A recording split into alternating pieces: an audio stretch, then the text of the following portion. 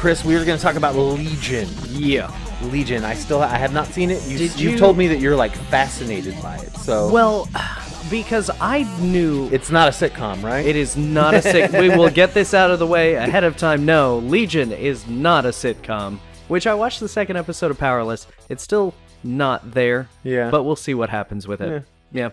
So Legion is, the first episode is an hour and a half long. I don't know if they're all going to be that length, but I enjoyed I would highly doubt that. I would highly doubt it too. It'll probably be hour-long episodes, yeah. But it's about a superhero or a mutant, right? Yeah, a mutant that exists in the X-Men universe. So do they reference the X-Men movies at all? Events that have happened? Not at all in this first episode. You see some characters that have powers, and they mention the fact that David is a mutant, but they don't really. And I mean, even the logo of the show has the X-Men sign in the O, so it exists in the X-Men universe, but we don't know to what extent yet because there's literally only been one episode. Right. But it's about this mutant that I really didn't know hardly anything about, but IO9... But it is based on the comics, correct? Yeah. It's a character in the comics named David Haller, I believe. Okay.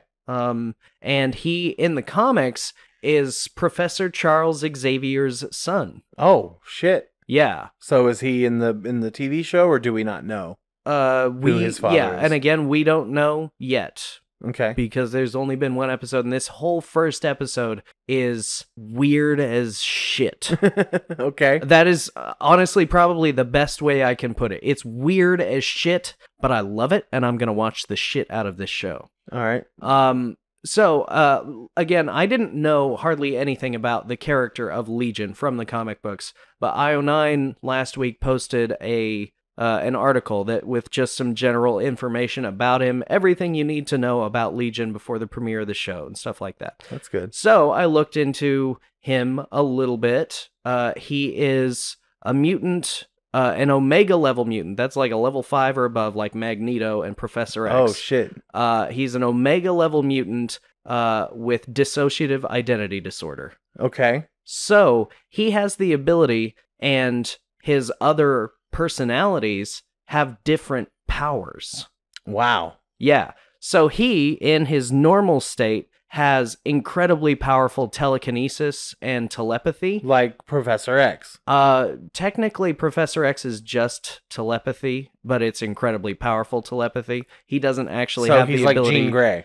Yeah, he's more like Jean Grey than Professor X, but he has a little bit of both. Okay. Either way, he's incredibly powerful with it, though. So, at some point in his childhood, some shit happens that causes his mind to split. In the comics, apparently, he absorbs people's personalities. Okay. And their abilities. So, he can take other mutants' personalities and powers come associated with that. He also develops other personalities on his own, and each one of them has different abilities. And when he lets these other personalities take over, he can then use those powers. So are some of his personalities like good guys and other ones are villains, or? Yeah. Oh, wow. Legitimately, yes. Wow.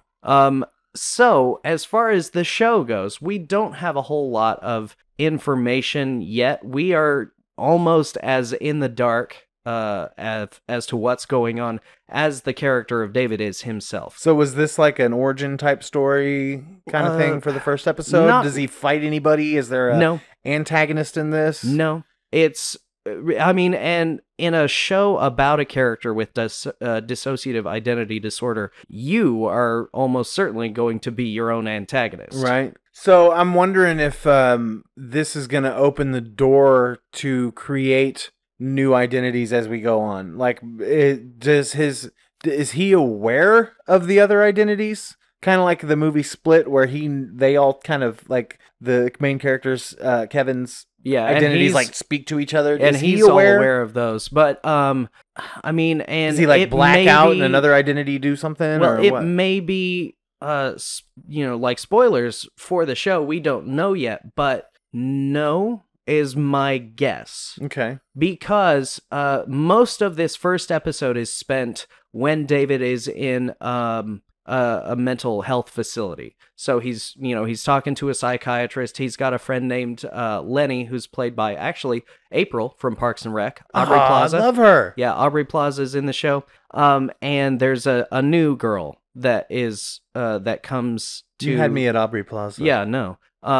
But David meets a new person that's at this mental health facility named Sydney, and then actually she goes by Sid Barrett, which I thought is kind of funny. Yeah. Pink Floyd. Yeah. So wait, I thought that was the Sex Sid Barrett. I'm thinking of Sid Vicious. Sid Vicious. Yeah. No, Sid Barrett was the first lead singer of the Pink Floyd.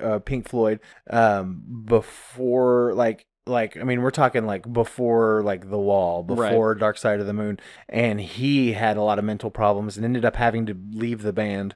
And some of the songs that they've written, like "Shine on You, Crazy Diamond," was written about Sid Barrett. Oh, yeah. Okay. Either way, so this girl, Sydney, moves into the facility with David. He immediately falls in love with her, and they go to like a group session, and he straight up asks her, "Do you want to be my girlfriend?" And she has a thing about like people touching her. She's like, "As long as you don't touch me."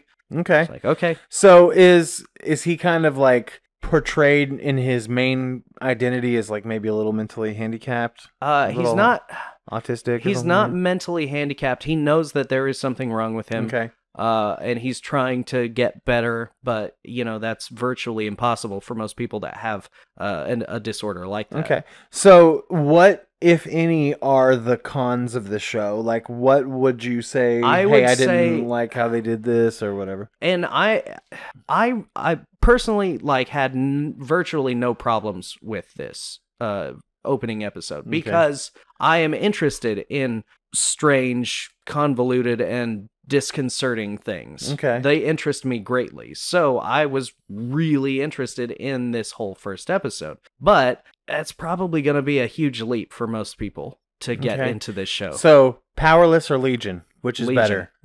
By far? I'm more interested to see where Legion goes. Right. I'm more entertained currently with the 2 episodes of Powerless because I like comedy shows too. Okay. All right. Well, have you seen Legion? What did you think about it? Let us know in the comments below. Yeah, how do you feel this interpretation of the Legion character is going to play out? We'll see. Give us your theories. All right. Moving on. We're going to go controversial now.